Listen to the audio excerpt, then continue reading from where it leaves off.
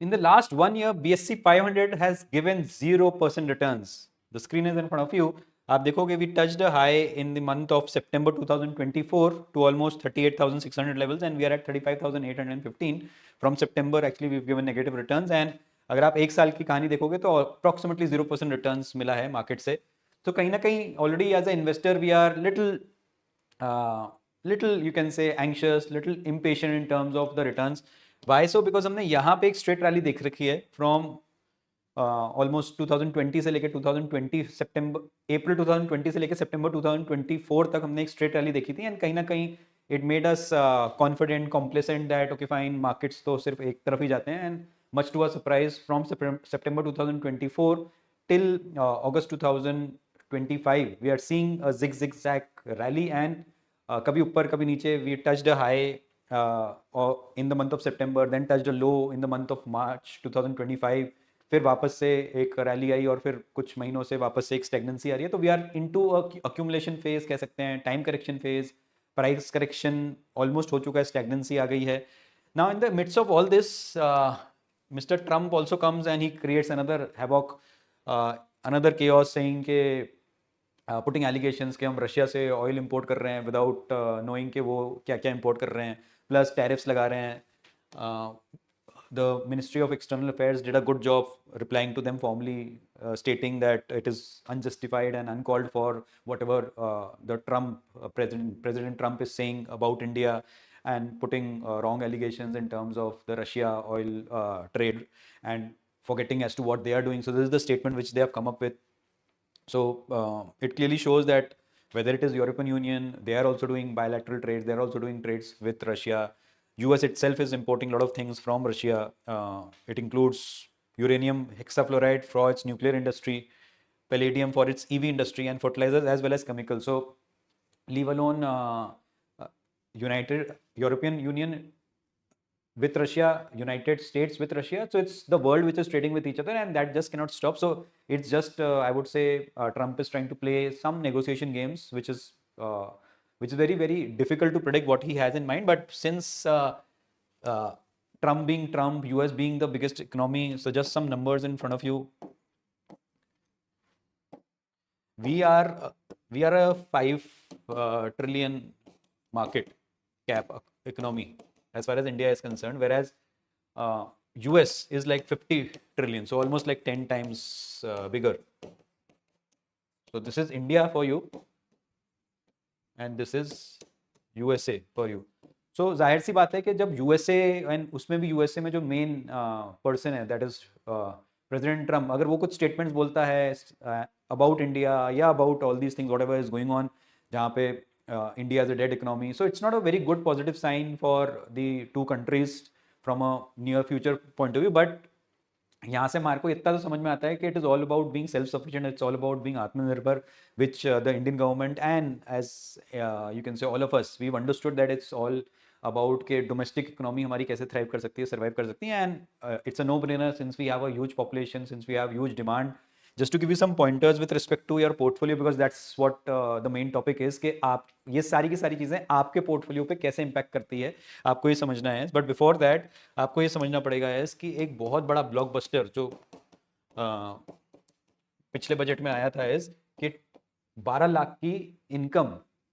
जो 12 लाख से कम कमाते हैं उनको कोई टैक्स नहीं देना है, which means this will directly increase consumption. क्योंकि अगर टैक्स बच जाएगा तो कंजम्पशन बढ़ जाएगा. टैक्स फ्लो अगर कम होएगा, मतलब टैक्स कम देना पड़ेगा तो कंजम्पशन बढ़ जाएगा, तो हमारी इकोनॉमी वैसे वैसे भी एक बूस्ट मिलने वाली है. इसके अलावा एक दूसरा चीज जो समझ में आता है, इंटरेस्ट रेट ऑलरेडी कम हो चुके हैं, इन्फ्लेशन इंडिया में ऑलरेडी कम चल रहा है, and it is anticipated before Diwali which is October 2025, another 1-2-3 महीने में एक और 0.5% का कट इंटरेस्ट रेट्स में आ सकता है. जाहिर सी बात है जैसे इंटरेस्ट रेट्स नीचे जाता है लोन आपके और कम, लोन की रेट ऑफ इंटरेस्ट भी कम हो जाता है, आपका टेन्योर भी कम हो जाता है, आपका ईएमआई बर्डन भी कम हो जाता है, विच मीन्स आपकी स्पेंडिंग कैपेसिटी बढ़ जाती है एंड डायरेक्टली इनडायरेक्टली आपका कंजम्पशन बढ़ जाता है. एनिमल स्पिरिट्स वापस मार्केट्स में आ जाती हैं, कॉर्पोरेट बोरिंग्स भी बढ़ जाते हैं, प्लस ओवरऑल एक तो कंज्यूमर स्पेंडिंग की हम बात कर रहे हैं, वो तो बढ़ेगी बढ़ेगी और बढ़ भी रही है. Government spending, and last not the least corporate capex जिसे कहते हैं, don't mind my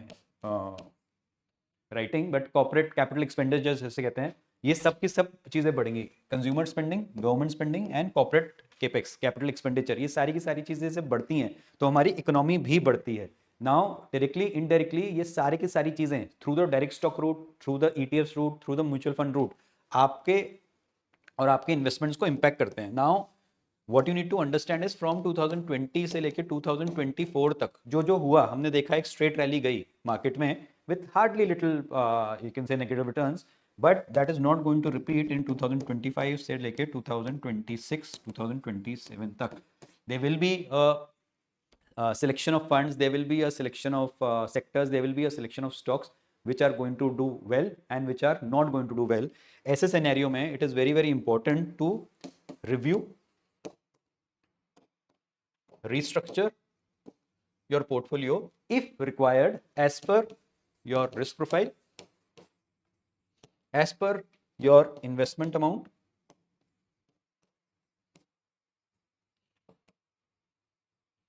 and as per your tenure of investment। अगर आपका short term, mid term and long term tenure decided नहीं है कि आपको कितना फंड शॉर्ट टर्म में, मिड टर्म में और लॉन्ग टर्म में चाहिए, शॉर्ट टर्म की डेफिनेशन होती है 0 to 3 years, मिड टर्म की होती है 4 to 7 years, लॉन्ग टर्म की होती है 7-10 years and above.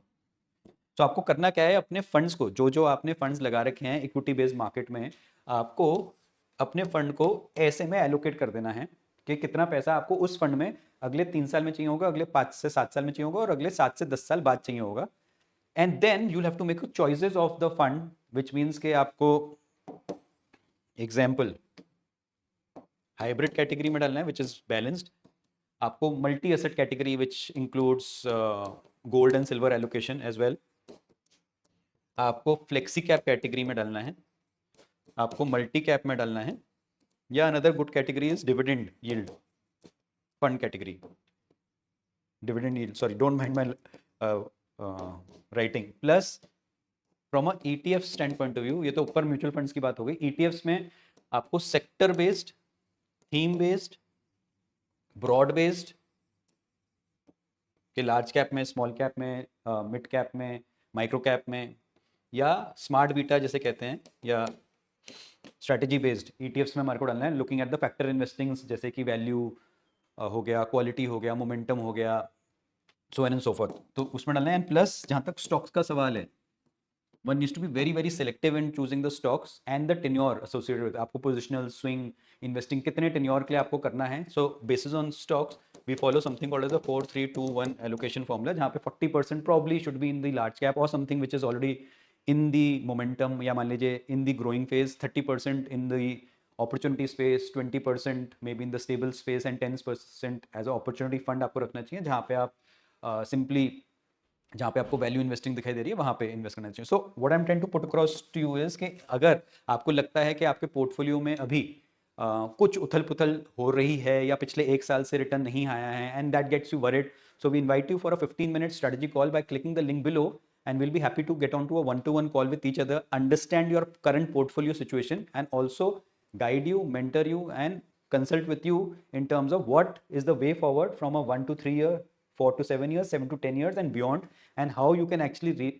review, rebalance, restructure your existing portfolio so that ये सारी की सारी चाहे चाहे कोई भी न्यूज़ आए, नॉइज आए, आपके पोर्टफोलियो को इम्पैक्ट ना करे और आपको पीस ऑफ माइंड में हमेशा रखे। टिल देन, नमस्कार एंड जय हिंद।